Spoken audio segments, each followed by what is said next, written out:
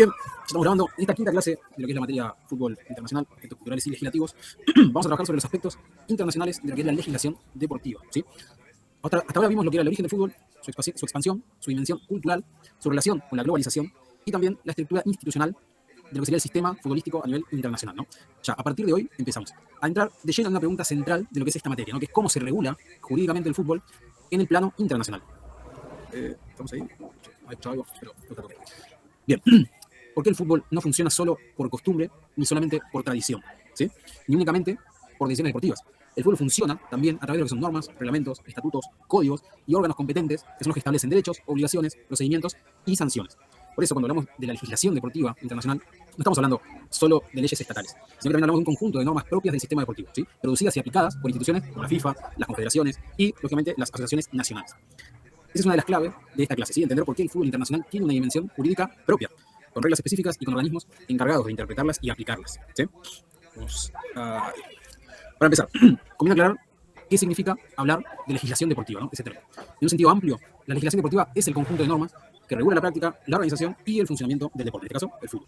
Ahora bien, dentro de lo que es el fútbol internacional, esta regulación no proviene solamente de los estados, ¿sí? De los países, sino también proviene de las propias instituciones deportivas que la elaboran.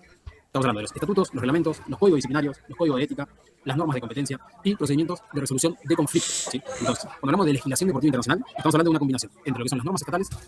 Un segundito.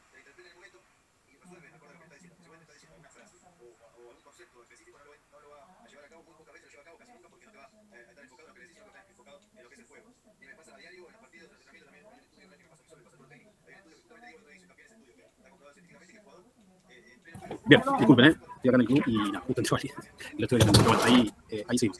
Bueno, estaba nombrando el tema de la legislación deportiva internacional, ¿no? Para entender. Estamos hablando de una combinación de lo que serían las normas estatales, ¿sí? Cuando corresponden, cuando eso suceda, y las normas federativas o deportivas, que son producidas dentro del propio sistema del fútbol. O sea, como para entender, se compaginan ambas, porque lógicamente que el fútbol, aunque sea el deporte rey, sea un fenómeno cultural y todo lo que venimos hablando, no significa que también tenga que ser regido por leyes que la superan, que son las de cada estado. ¿Sí? No solamente por las propias inertes de lo que es el deporte, la FIFA y demás. Entonces, esto es importante porque muchas veces se piensa que la palabra legislación remite solamente a lo que es el Congreso o al Estado nacional, ¿sí? A lo que es un país y cómo se maneja legislativamente. Pero en el deporte, y específicamente en el fútbol internacional, existe además una normativa institucional propia que organiza gran parte de lo que es la actividad cotidiana del deporte. ¿Sí?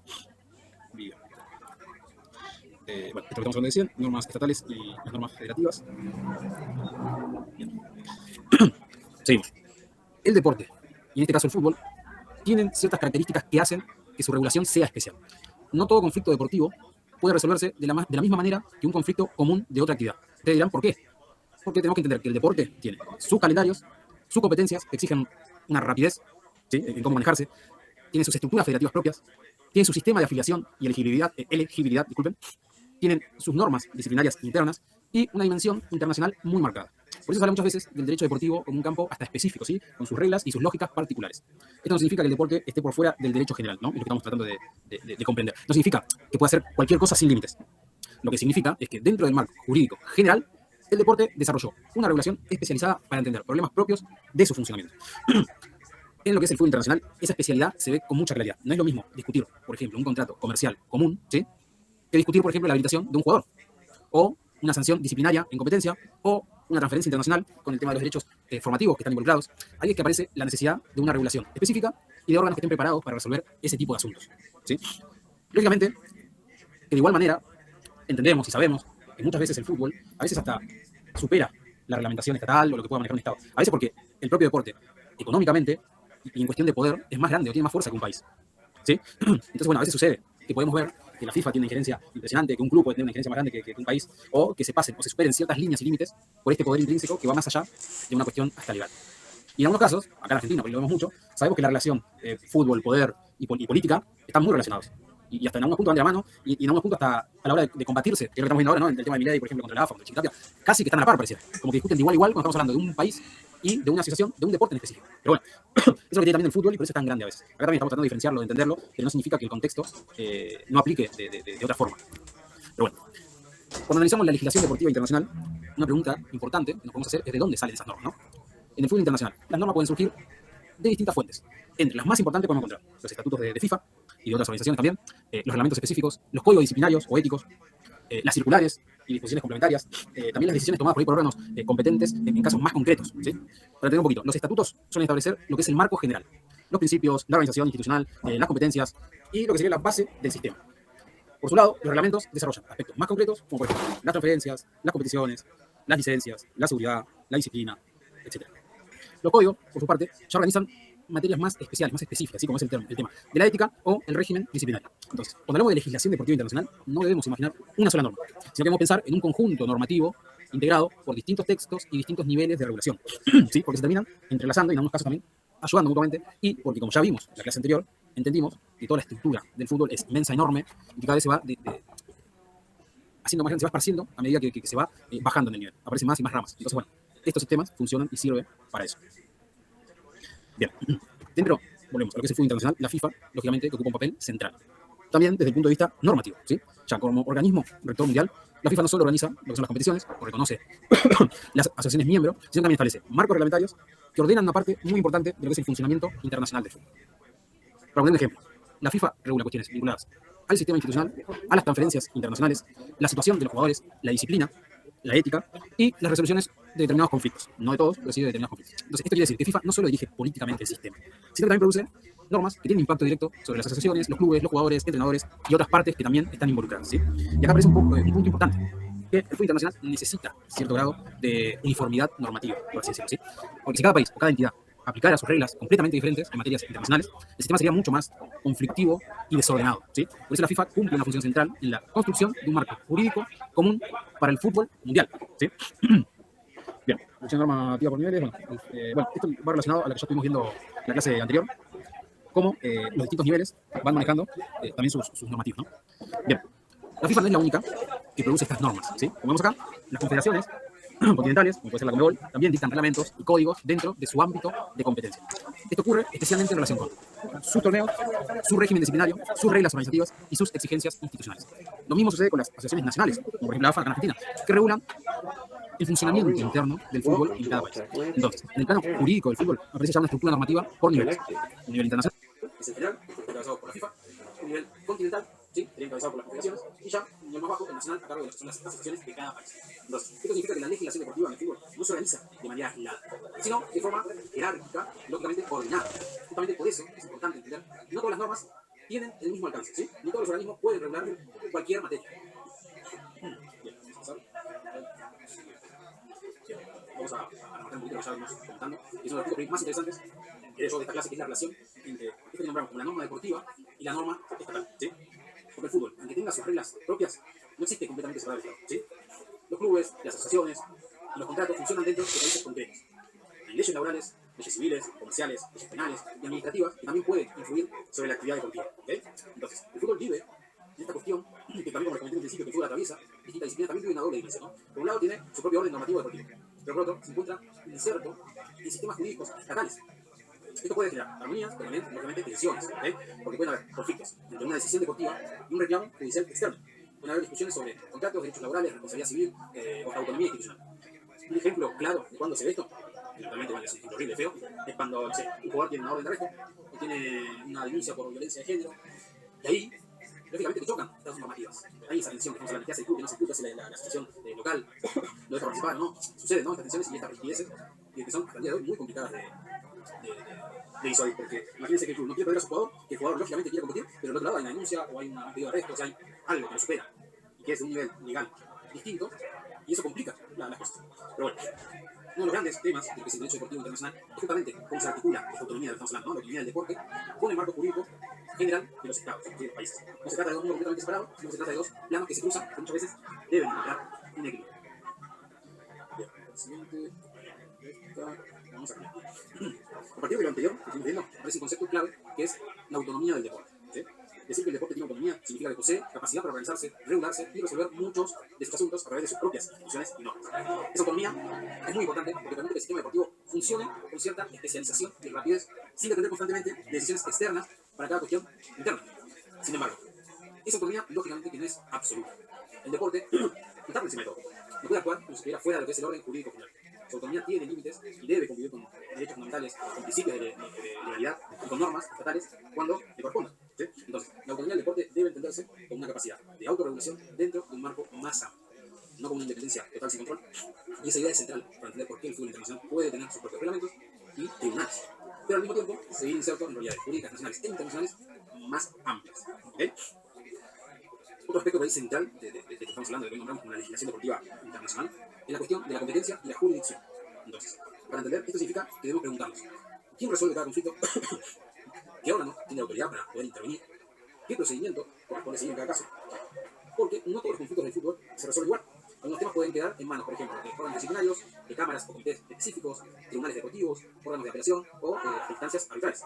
Pues en el derecho deportivo es fundamental determinar con claridad qué competencia tiene cada organismo, ¿sí? Para qué función está hecho cada uno. ¿Esto para qué? Para evitar confusiones y también protege la seguridad jurídica, ¿okay? Ese marco. Porque si no está claro quién resuelve cada cosa, el sistema se vuelve arbitrario y, lógicamente, desordenado. Más adelante, bueno, cuando veamos lo que son los órganos internos de FIFA, los códigos disciplinarios, las cuestiones de apelación, ¿sí? El sistema va a tomar todavía más importancia, ¿no? Esta cuestión de cómo funciona cada uno. Y vamos a tener un ejemplo de cuestiones que pasaron acá en Argentina o en nuestro fútbol, tanto en el nivel local como cuando es internacional. Pero bueno, desde ahora conviene dejar claro la idea básica, ¿no? Que el fútbol internacional no solo importa lo que es la norma, también importa qué órgano lo aplica, cómo se resuelve el conflicto. Eso es importante, son tres instancias distintas, ¿no? Significa la limitación como tal, que es. Y acá estamos tratando de entender quién es el que aplica esa regla, esa regulación, esa norma, quién es el que actúa, ¿no? Y cómo se resuelve. Es parte muy importante de entender para cuando suceda un tipo de conflicto, entender cómo puede llegar a desarrollarse o por medio de que, ¿no? Cuando pasó, me queda adelantando, ¿no? Cuando pasó lo de Boca River en Madrid, apareció algo que por lo menos para nosotros en Argentina era nuevo, ¿no? Era el tribunal. No me sale el nombre. No me sale el nombre, igual no me sale el nombre de este tribunal que está por encima de todos. Entonces, bueno, ahí tuvimos que aprender, que era el TAS.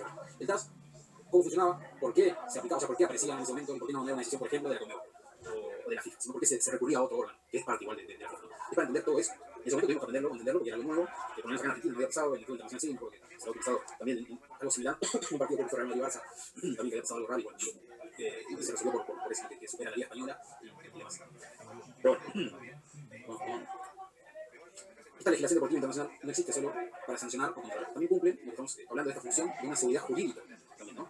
Que es como para tener una tranquilidad de que se está haciendo y por qué. Esto significa que las normas ayudan a que los distintos actores del sistema sepan, por ejemplo, qué pueden hacer, qué no pueden hacer, qué derechos tienen, qué obligaciones deben cumplir y qué consecuencias puede haber frente a determinados incumplimientos. En un sistema tan amplio como el fútbol internacional, esto es fundamental. Imagínense la cantidad de actores que están involucrados, de jugadores, clubes, entrenadores, representantes, porque no los tanto, pero también su parte, lógicamente los árbitros, las asociaciones, las federaciones y demás. Si no existiera estas reglas claras, el funcionamiento sería caótico, ¿no? Que lo estamos planteando y lo estamos tratando de entender también por qué existe. Por eso, la legislación deportiva también cumple una función preventiva y ordenadora. No solo aparece cuando hay un problema, sino también existe para dar una previsibilidad por ahí al sistema y permitir que la actividad se desarrolle con cierta estabilidad, ¿sí? Que pueda funcionar sin pensar que en cualquier momento puede pasar cualquier cosa, ¿sí? También está hecho para eso, para entender que, bueno, hacemos esto, podemos hacer un torneo en tal país, podemos, no sé, que los hinchas de un país vayan al otro, que entren a cierto país sabiendo que se va directamente a un partido. Todo lo que nos lleva, por ejemplo, se estaba viendo el tema que se estaban organizando el PSG, y llegar sino para ver cuánto viajaban, cómo viajaban, parece una boludez. Pasa acá en Argentina, lo vemos como algo típico acá, pero yo también, también se organizan para ver las visas y demás. Acá pasó algo el fin de semana, que los había llegado el tema, por ejemplo, también que supera los futbolistas, el hecho de que no pudieron viajar en un avión, bueno, hay un montón de cuestiones legales que confluyen. Y a veces, ciertas cuestiones legales, por ser futbolistas, se les deja pasar, o se le da mucho muy extra, por ser, no digamos solamente futbolistas, sino ser profesionales del deporte, de este deporte de élite, ¿no? No implica solamente que son futbolistas, y demás. Pero bueno, estamos hablando del fútbol y lo que nos lleva a eso. Entonces, para entender mejor la importancia de esta legislación, conviene mencionar algunas materias que suelen estar reguladas en este plano internacional. Por ejemplo, las transferencias internacionales de jugadores, ¿sí? La inscripción y habilitación de los mismos, los derechos de formación, los mecanismos de solidaridad y la disciplina en los torneos. También puede ser la ética y la integridad, las licencias, ¿sí? Tanto la licencia de club como la licencia, por ejemplo, de técnicos. Sí, ha pasado hasta el fútbol internacional, el técnico que sabe que era exfutbolista, podía dirigir Italia, pero no, acá en Italia tiene que presentar su técnico, que está recibido, bueno, un tema también importante, porque es la seguridad, porque es importante, y también estas instituciones deportivas de la FIFA para abajo trabajan a la par con los entes de seguridad de cada país. Bueno, la resolución de ciertas disputas contractuales también, la elegibilidad para determinadas competencias, también se pone a veces causa cierta rispidez, ¿no? ¿Por qué sucede? ¿Cómo? ¿Cuándo? ¿Dónde? Bueno, se te maneje de por qué se queda el país para hacer el torneo, tal lugar, tal estadio y demás. Entonces, todo esto demuestra que la legislación deportiva internacional no es una cuestión abstracta o lejana, ¿no? Sino que tiene efectos muy concretos sobre la vida real del fútbol. Lo que pasa es que nosotros por ahí no lo vemos, no lo entendemos con causa. Cada club, y que grande la parte más chica, ¿no? Cada club tiene sus abogados, ¿Llega? muy legal, para un montón de cuestiones, fíjense cómo vamos subiendo, ¿no? De la asociación, la federación y demás. Y todo un bufete de abogados que se dice para tratar un montón de temas, un cual de todo por nombre administrativo, para que esto funcione y para que después, no se lo la tele, o el celular, la compra, que sea, ya, no sé, solamente fue una televisión, y digamos un partido de fútbol. Entonces está todo un entramado muy complicado, muy particular, que hace que se desarrolle, ¿no? Un partido u otro. o hasta que se resuelva distinto, por ejemplo, un resultado.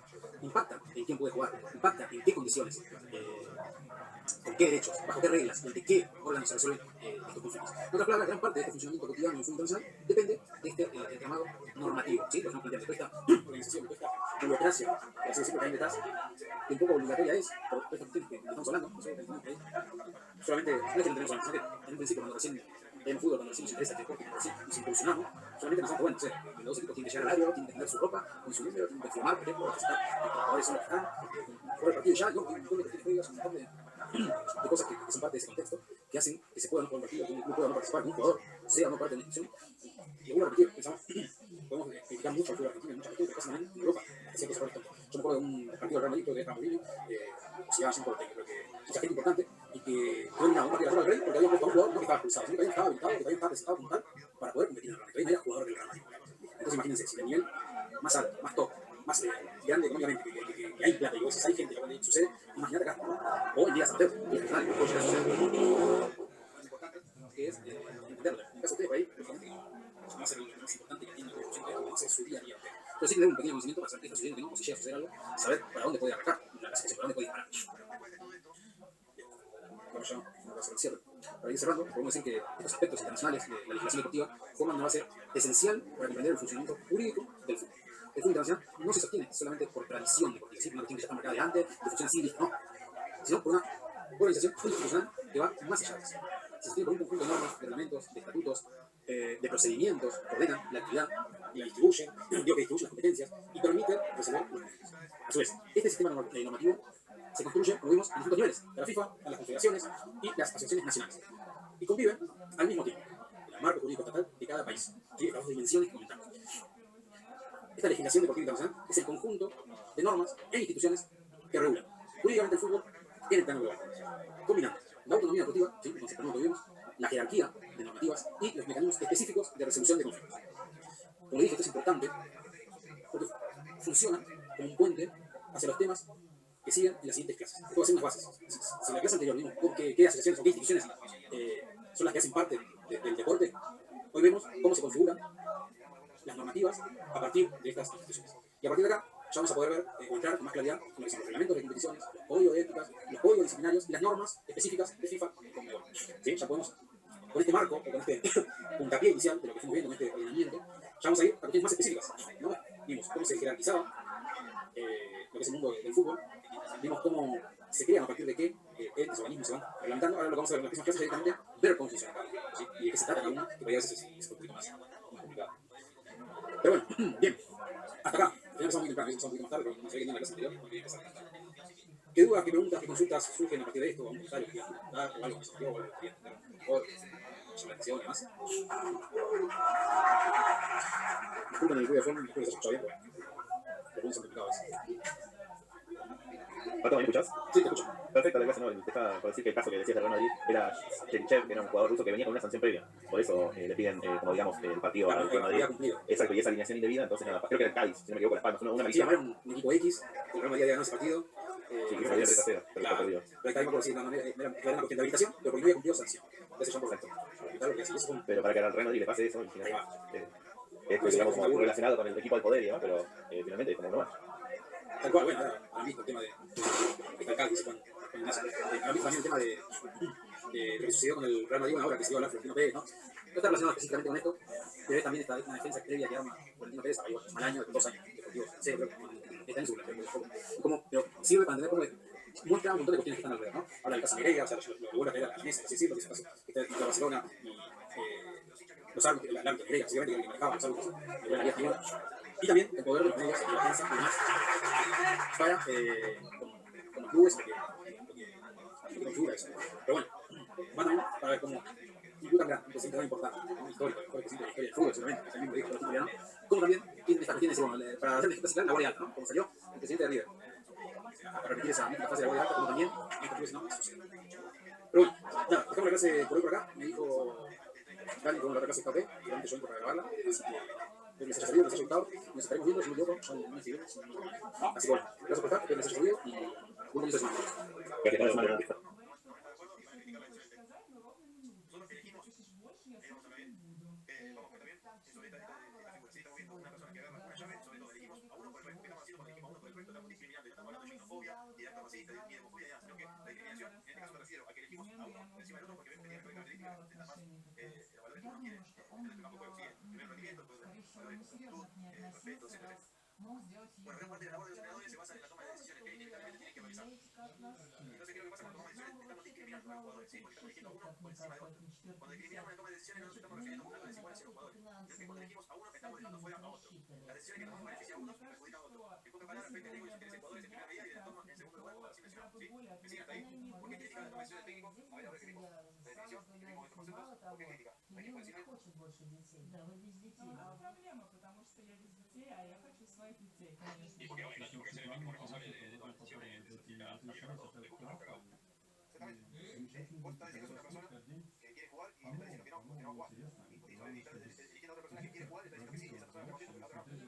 Ese es el principal problema. Y por esa crítica no es técnico, porque para ser técnico tiene que no es lo mismo jugar al fútbol, patear la pelota, por eso muchos jugadores eligen porque no tienen la personalidad suficiente para tomar decisiones, ¿sí? Porque hay mucho amiguismo, después cuando vos metes mucho amiguismo, vos estás muy enamorado de todo el entorno que te lleva al fútbol. Van a decir a técnico te lleva lo mismo, decía algunos centrales, el jugador de este, del otro, y después cuando vos querés formar un equipo y hacer goleador, no te sale porque tomás decisiones, porque vos estás eligiendo a los que trajeron y no estás eligiendo a los mejores. Y eso a la larga, a lo mejor un caso que quería ir largo, vamos a poner largo, que termina pasando por el, ¿sí? Y pasa mucho en técnicos que después uno tiene mala racha, tiene que poner para que con jugadores que se ponen mala racha, siguen con mala racha, siguen así, y que nosotros después no más.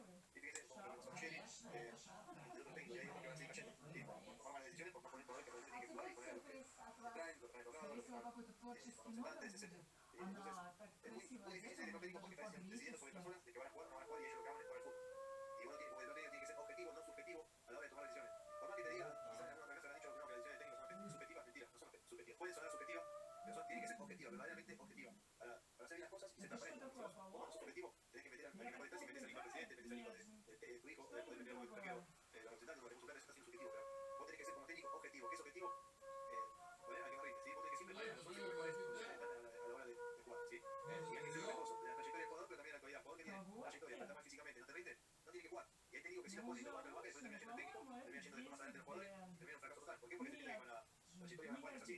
Y muchas veces esos jugadores que tienen trayectoria, cuando vos sos un técnico serio y ves que no rinde y no lo pones, terminan dividiendo el plantel, ¿sí? ¿Por qué? Porque son jugadores de trayectoria, suelen ser referentes dentro del plantel, y no sé lo que tenés que hacer cuando vos identificás el malestar del equipo. ¿Cómo te das cuenta? Por la caída que tienen los jugadores cuando saludan, cuando están haciendo, qué sé yo, puntitos, y que se ponen haciendo un punto en 3, 4, empiezan a ganar, después cuando hacen un puntito están siempre al punto, después están de mala manera, hacen un ejercicio, media máquina, le dan mal a otro jugador, bueno, es una petición a dividirlo, ¿sí? Le pudren, son la mensaje que le pudren en el cajón de pasar.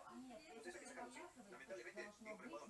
Y el beneficio del equipo es fundamental para el jugador, pero el beneficio del equipo hay que sacarlo. Y sacarlo dentro de la órbita del plantel. Porque si vos lo sacás a poner a correr alrededor de la cancha y después se cambia el mismo vestuario, después no pone más alto, hay que sacarlo. Y no es que estás, sí, estás discriminando. Ahí ya se empieza con el trato desigual porque el jugador está tomando mala forma, entonces no es el mismo, no le vas a dar el mismo trato y la misma posibilidad que a uno que está de buena gana.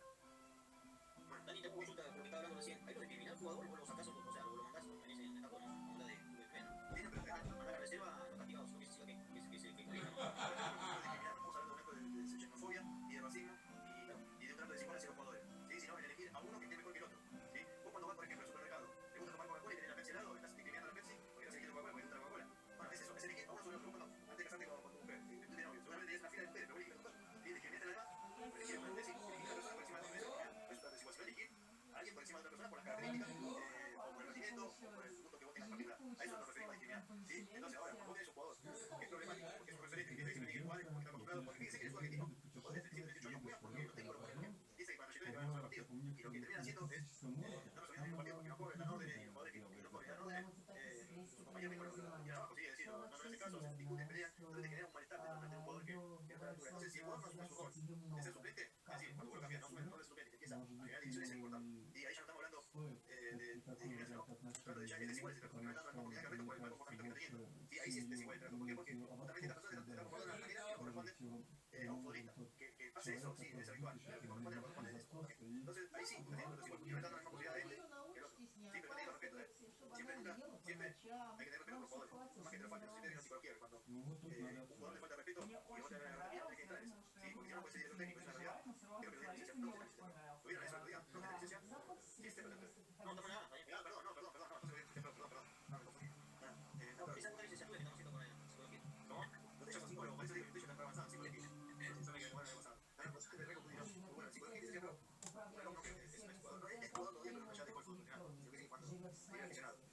decía, pasa que este chico yo lo tuve, medio reactor, decía, ¿cómo tiene que relacionar el jugador está mal, tenía mal, le falta respeto, porque a veces ya cuenta así todos los días. Yo estaba escuchando la clase, no estaba metiendo nadie, el profe dice, pero entonces no puede ser técnico, dijo el profe de psicología, porque vos tenés que mantener la calma, pero principal, y tratar de no descender más el fuego. Y eso digo para que el chico también se calme, que se vuelva a responder de alguna forma. Con ira, que él te habla con ira o con falta de respeto, la cuida la ayuda y lo que va a hacer es ida y vuelta que va a terminar al pibe. Entonces, como técnico no tenés que entrar ni meterte en la altura del jugador. ¿Sí? ¿Por qué? Porque después terminas mal. Y pasa con muchos técnicos que justamente este lado no lo tienen desarrollado de qué hacer cuando un jugador te falta respeto. Y hay muchos técnicos que se cierran, te rapiñan, hay otros que te insultan, hay otros que discuten, hay otros que se callan la boca y hablan bien, sí, tienen que hablar, escuchan.